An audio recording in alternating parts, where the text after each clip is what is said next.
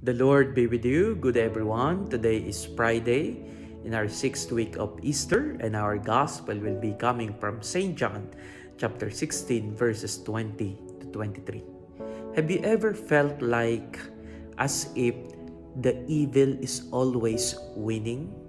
And have you ever questioned the fact that sometimes it feels like it's the good people who are suffering? Where is God? Well, I'm telling you, today the gospel is quite assuring. There is an assurance coming from our Lord that while the world is rejoicing and we are wailing and suffering, time will come that we shall rejoice. God will turn our sorrow into joy.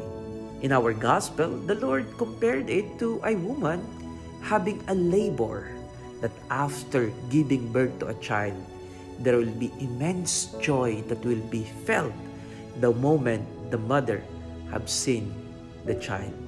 And that is the Lord is promising us.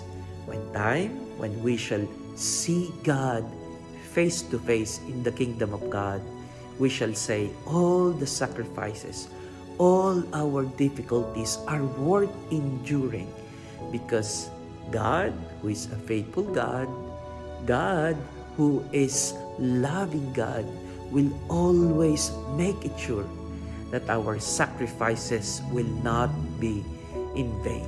In the end, God will vanish the evildoers. God will allow the faithful to remain in His grace.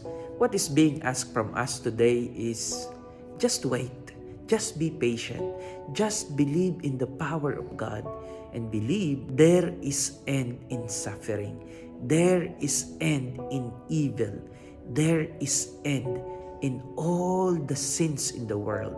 Nevertheless, while we are here on earth, let us cooperate with the grace of God working in us, so that even if the world seemingly favoring evil, we will not allow evil to triumph because we will be on the side of the good and we will be on the side of God all the days of our life.